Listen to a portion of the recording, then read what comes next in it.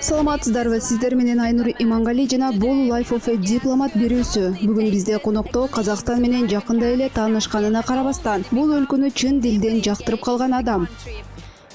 Жакында ал аймактык экологиялык саммитте Швейцариянын атынан чыгып сүйлөп, мамлекет башчыларына жашыл технологиялар жаатындагы швейцариялык алдыңкы тажрыйба тууралуу айтып берди. Анын пикиринде бүгүнкү күндө Казакстан менен Швейцариянын ортосунда, айрыкча экология тармагында чоң өз ара кызыгуу бар. Бүгүн биздин конок Швейцариянын Казакстандагы элчилигинин убактылуу ишенимдүү өкүлү Джорджо Помпилио. Анда баштайлы.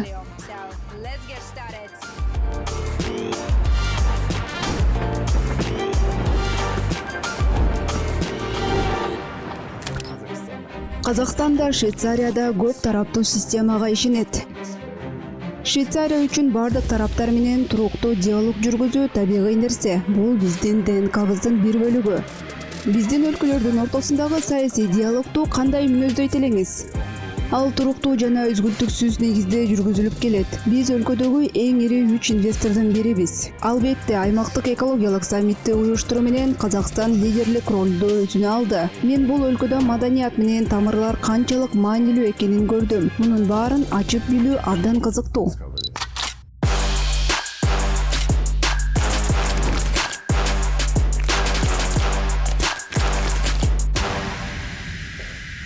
Кутмангун Помпилио мырза. Кутмангун Швейцариянын элчилигине кош келиңиз. Рахмат, Life of a Diplomat берүүсүнө кош келиңиз. Чоң рахмат. Сизди көргөнүбүзгө кубанычтабыз. Келиңиз. Альп тоолорунун пейзажыбы же казак талаасыбы? Альп тоолорунун пейзажы. Альп тоолорунда лыжа тебүү же медеүүдө коньки тебүүбү? Мен медеүүдө эч качан болгон эмесмин. Ошондуктан тандоо кыйын экен. Макул Альп хорнбу же домбурабы? Домбура. Мыкты тандоо. Йодель салтыбы же күү аркылуу баяндалган окуяларбы? Окуяларды баяндоо. Эми эң татаал суроо. Швейцариялыкпы же казакстандык шоколадбы? Балким швейцариялык шоколадты тандайм.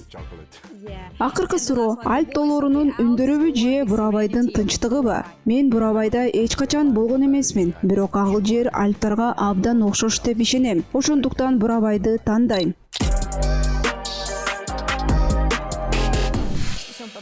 Бүгүн бизге келип кошулганыңыз үчүн чоң рахмат. Анда бүгүнкү маегибизди Казакстан менен Швейцариянын ортосундагы эки тараптуу мамилелерден баштасак. Биринчи суроом, өлкөлөрүбүздүн ортосундагы азыркы мамилелердин абалын кандай сүрөттөп берет элеңиз? Мен алардын абалы эң сонун деп айтат элем. Мен өзүм дагы бул мамилелерди жаңыдан ачып жатам. Анткени бул жакка 3 айында гана келдим. Алар чындап эле абдан бекем жана өз ара колдоого негизделген. Швейцария Казакстанда көз карандысыздыкка ээ болгон учурдан тартып эле активдүү иш алып барып келет. Бүгүнкү күндө биз өлкөдөгү эң ири инвесторлордун бирибиз. Ошондуктан биздин кызматташтык абдан жемиштүү өнүгүп жатат деп эсептейм. Ооба, сиз Швейцария Казакстандын экономикасындагы эң ири инвесторлордун бири экенин белгиледиңиз. Азыркы учурда экономиканын кайсы тармактары Швейцария үчүн өзгөчө кызыгууну жаратат? Негизги тармактар энергетика жана фармацевтика. Ошол эле учурда мындан ары дагы өнүгүү үчүн чоң мүмкүнчүлүктөр бар. Менин билишимче, 2005 жылдан бери Швейцария бул өлкөгө 36 миллиард АКШ долларын инвестициялады. Ошондуктан потенциал дагы эле чоң. Айрыкча жашыл технологиялар, суу ресурстары жана инфраструктура тармактарында. Экономикалык тармактар тууралуу дагы кененирээк токтолсок, бүгүнкү күндө сиздин оюңузча Швейцария жана швейцариялык инвесторлор үчүн эң чоң потенциал кайсы багыттарда топтолгон? Кандай долбоорлор тууралуу сөз болуп жатат? Анткени азыр Казакстанда каржы, финтех, IT жана өзгөчө жасалма интеллект тармагында ири демилгелер ишке ашырылып жатат. Демек бүгүн Казакстан менен Швейцариянын кызыкчылыктары кайсы жерде кесилишет? Сиз айтып өткөн бардык тармактарда чоң потенциал бар деп ойлойм. Мисалы, аймактык экологиялык саммит учурунда мен бул жааттагы швейцариялык технологияларга жана изилдөөлөргө чоң кызыгуу бар экенин байкадым. Швейцариянын Казакстанга сунуштай турган нерселери көп. Анткени бизде бул тармакта олуттуу тажрыйба топтолгон. Мисалы, павильондогу сөзүмдө мен Швейцарияны Европанын суу сепили деп атадым. Европадагы таза суунун болжол менен 6% Швейцарияда жайгашкан. Ушунун аркасында бизде суу ресурстарын башкаруу боюнча абдан терең экспертиза калыптанган. Бүгүнкү күндө швейцариялык технологиялар Казакстандын жана Борбор Азиядагы башка өлкөлөрдүн бул багыттагы муктаждыктарына жооп бере алат. Дагы бир маанилүү суроо. Биз маегибизди да ушул темада баштадык. Мен сиздин бул өлкөнүн экономикасындагы ири инвестор катары ролуңуз тууралуу айтып жатам. Казакстандагы бизнес, климат жана келечекте инвестицияларды кеңейтүү мүмкүнчүлүктөрү тууралуу пикириңиз кандай? Жакында Алматы шаарында бир катар швейцариялык компаниялардын өкүлдөрү менен жолуктум жана алардын алдыга жылууга болгон кызыгуусу чындап эле чоң экенин көрдүм. Жалпыстан бизнес климат позитивдүү кабыл алынууда. Ал эми павильондун алкагында 10 швейцариялык компаниянын көңүлүн тарта алганбыз. Бул аймакка болгон кызыгуу өсүп жатканын дагы бир жолу тастыктап турат. Ошондуктан бүгүнкү күндө Казакстанга болгон мамиле абдан позитивдүү жана кызматташтыкка болгон кызыгуу мындан ары дагы өсө берет деп ойлойм. Биз салттуу кызматташтыктагы энергетика секторунун алкагынан чыгып, инвестициялар боюнча туруктуу альтернативаларга өтүүгө даярбызбы?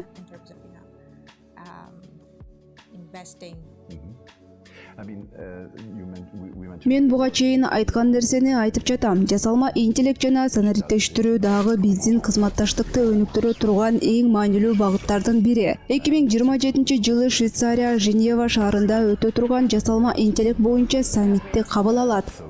Бул биздин мамилени чагылдырат жана биз мындай темалар эл аралык күн тартибинин борборунда болушун каалайбыз. Мен ОПСЕ тууралуу айткандай эле, Швейцария жаңы технологияларды жөнгө салууда жалпы ыкмаларды иштеп чыгуу өтө маанилүү деп эсептейт. Жасалма интеллект менен санариптик чечимдердин пайдасы айрым топторго гана эмес, бүтүндөй коомго адилеттүү бөлүштүрүлүшү үчүн тиешелүү эрежелерди түзүү зарыл. Биз бул багыттагы ишибиздин негизги максатын дал ушундай көрөбүз.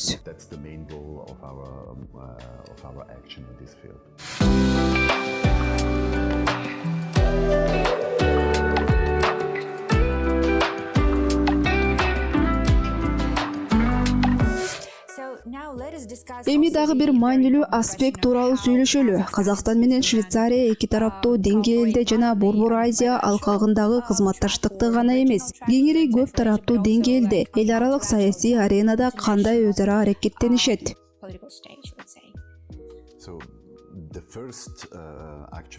Негизги тиректердин бири Бреттон Вудс системасынын алкагындагы Швейцария менен Казакстандын биргелешкен добуш берүүчү тобу. Биз бул эл аралык институттарда бир топко киребиз.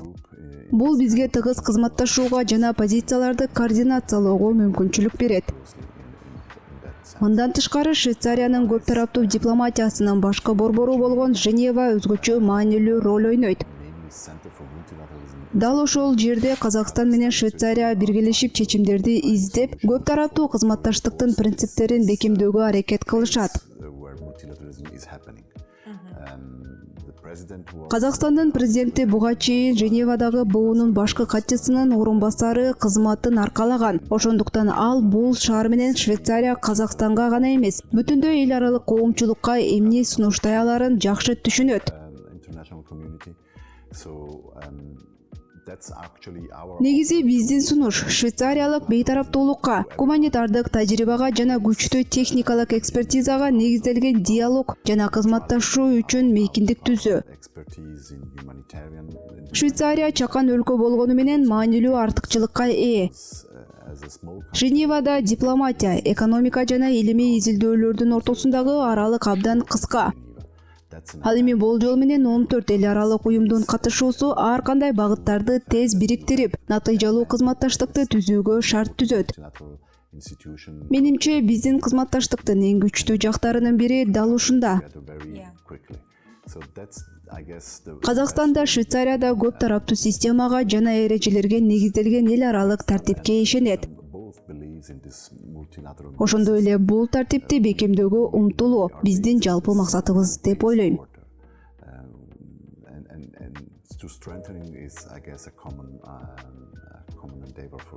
Эгер өтө кыскача айтсак, өлкөлөрүбүздүн ортосундагы саясий диалогду анын өнүгүшүн кандай мүнөздөйт элеңиз? Ал туруктуу түрдө уланып жатат. Өткөн жылдын 5 айында Казакстандын тышкы иштер министри Берн шаарына барган. Ал эми федералдык кеңештин вице-президенти Астанага келген. Ошондой эле өткөн жылдын 7 айында биздин президент Астанага сапар жасады. Демек, бул үзгүлтүксүз жана туруктуу диалог. Биз күн тартиптерибизди шайкеш келтирип, алдыга жылууга аракет кылып жатабыз.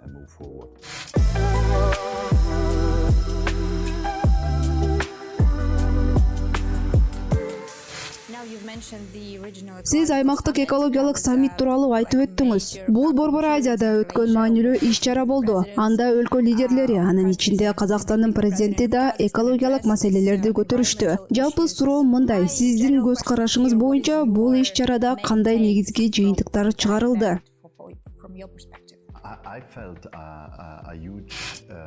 Мен бул темага болгон абдан чоң кызыгууну жана улуттуу катышууну сездим. Биздин аймак үчүн алдыга жылуу, конкреттүү чараларды кабыл алуу жана бул көйгөйлөрдү чечүү барган сайын маанилүү болуп баратат. Климаттын өзгөрүшү, суу тартыштыгы жана ага байланыштуу чакырыктар улам күчөп жатат. Ошондуктан бул маселелерди азыртан чечүү зарыл экени айкын. Жана менин оюмча бул үчүн саясий эрк бар. Биздин негизги билдирүүбүз Швейцария аймак жана Казакстан үчүн ишенимдүү өнөктөш болууга даяр. Эгер биздин катышуубузга кызыгуу болсо, анда биз бул кызматташтыкты өнүктүрүп, биргелешип иштөөгө кубанычта болобуз. Эгер жалпы аймак тууралуу, башкача айтканда Борбор Азия жөнүндө сөз кылсак, анда Швейцариянын бул аймактагы күн тартиби кандай? Негизги артыкчылыктар кайсылар? Негизги артыкчылыктар биринчи кезекте суу секторуна багытталган. Чынында Швейцария Борбор Азияда ишке ашырып жаткан долбоорлордун болжол менен жарымы суу ресурстары жана аларды башкаруу маселелери менен байланыштуу. Негизги демилгелердин бири Швейцария колдогон Blue Peace Central Asia программасы. Анын башкы идеясы аймактагы өлкөлөр маселелерди өз-өзүнчө эмес, биргелешип чечиши керек дегенге негизделет. Трансчек аралык суу ресурстары маселесин жалгыз натыйжалуу чечүү мүмкүн эмес. Бардык өлкө сүйлөшүү үстөлүнө отуруп жалпы ыкманы иштеп чыгышы керек. Бул жагынан алганда Швейцария өзүнүн тажрыйбасы менен бөлүшө алат. Европада биз дагы коңшу мамлекеттер менен тыгыз жашайбыз. Швейцария, Италия, Франция, Германия, Австрия жана Лихтенштейн менен чектешет. Ошондуктан трансчек аралык кызматташтык жана ресурстарды биргелешип башкаруу маселелери биз үчүн көптөн бери күнүмдүк турмуштун бир бөлүгү болуп келген. Бүгүнкү күндө экологиялык күн тартиби экономикалык саясий күн тартибине салыштырмалуу барган сайын маанилүү болуп баратат. Анда Казакстандын бул маселелерди чечүүдөгү жана эл аралык өнөктөштөр менен биргелешип чечим издөөгө кошкон ролу тууралуу эмне деп ойлойсуз? Бул аймактык экологиялык саммитти уюштуруу менен Казакстан иш жүзүндө лидерлик ролду өзүнө алды жана менимче аймактагы башка өлкөлөр да муну таанып, процесске активдүү катышып жатышат. Эсимде болсо, саммитке Борбор Азиядагы бардык мамлекеттердин президенттери катышкан. Бүгүн Казакстан илгерилетип жаткан дагы бир демилге буунун алкагындагы структураны мүмкүн болгон кайра уюштуруу маселесине байланыштуу. Суу ресурстары боюнча жаңы БУ агенттигинин түзүү тууралуу консультациялардын биринчи айлампасы өттү. Бул абдан кызыктуу сунуш жана биз аны өнүгүшүн кылдат байкап жатабыз. Азыр көп тараптуу кызматташтык үчүн оңой эмес мезгил. Айрым өлкөлөр өз катышуусун кыскартып жатышат. Башкалары бюджеттик чектөөлөргө туш болууда. Ошондуктан жаңы багыттарды сунуштаган бардык демилгелер өтө кылдат жана тең салмактуу мамилени талап кылат. Ошентсе да биз бул темага чоң кызыгуу көрсөтүп жатабыз. Эгер суу ресурстары маселеси Борбор Азия өлкөлөрү үчүн ушунчалык маанилүү болсо, анда биз аймактын кызыкчылыктарына жана муктаждыктарына жооп бере турган чечимдерди издөө процессине катышууга даярбыз.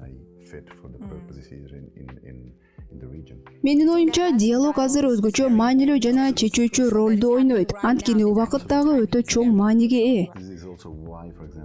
Дал ошондуктан мисалы биздин ОБСЕдеги төралыгыбыз учурунда биз диалог маданиятын активдүү түрдө алдыга сүрөп жатабыз.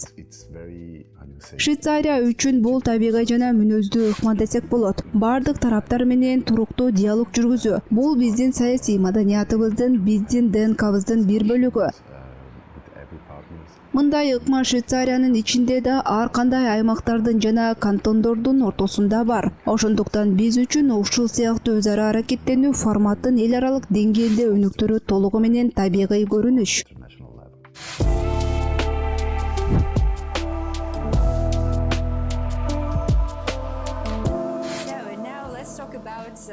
Эми Казакстан жана бул жердеги таасирлериңиз тууралуу сүйлөшөлү. Сиз бул жака 3-түн айында гана келгениңизди айттыңыз. Алгачкы таасириңиз кандай болду? Жаңы чөйрөгө күнү кандай өтүп жатат?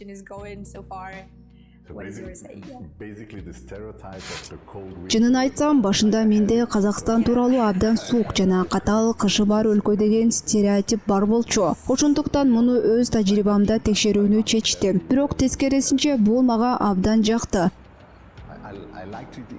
Бул жактагы суук аба ырайында өзгөчө бир нерсе бар. Кургак климат аны алдаганча ыңгайлуу жана жагымдуу кылат.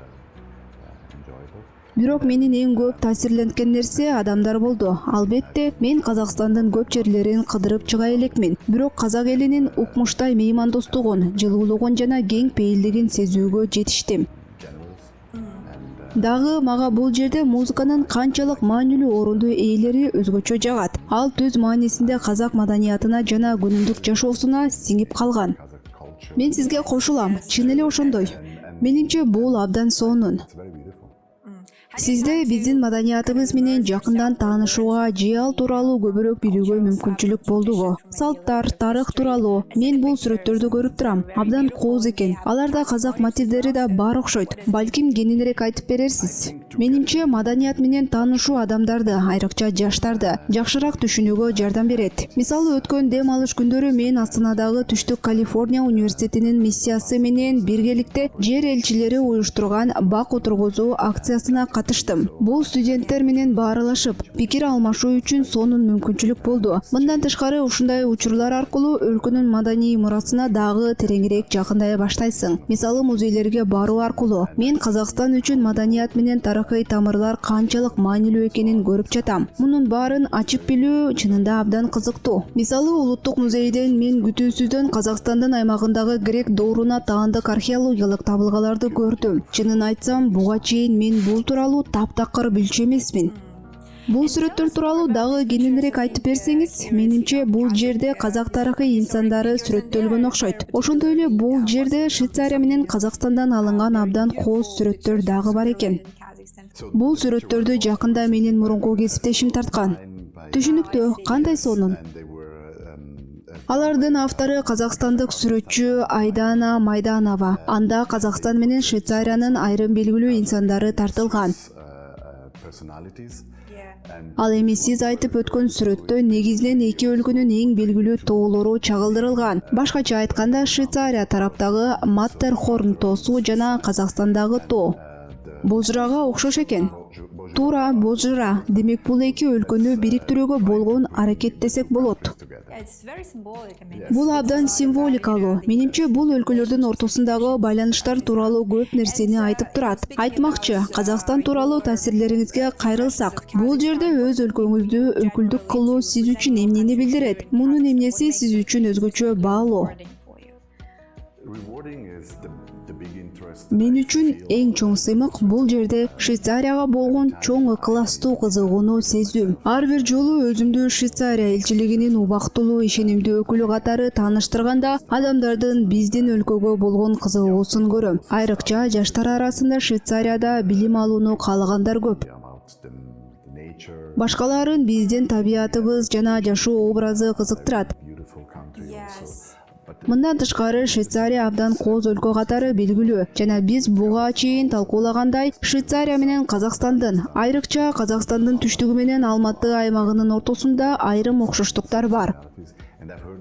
Ал тургай Астанага жакын жерде кичинекей Швейцария деп аталган Бурабай деген жер бар экенин да уктум.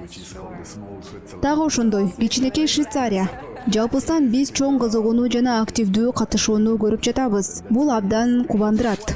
Керемет, анда акыркы суроо. Швейцариянын өкүлү катары Казакстандын элине кандай каалоо тилек айткыңыз келет? Негизги билдирүүбүз, биз Казакстан үчүн ишенимдүү өнөктөш болуу үчүн бул жердебиз. Швейцариянын чоң тажрыйбасы, билими жана экспертизасы бар жана биз аны бөлүшүүгө даярбыз. Биз терең салттарга ээ өлкөбүз. Бирок ошол эле учурда ар дайым келечекке багыт алабыз. Ошондуктан эгер сиздерде швейцариялык билимге кызыгуу болсо, бизге кайрылсаңыздар болот. Биз кызматташууга ачыкпыз жана Казакстандын мындан аркы өнүгүшүнө биргелешип салым кошууга даярбыз.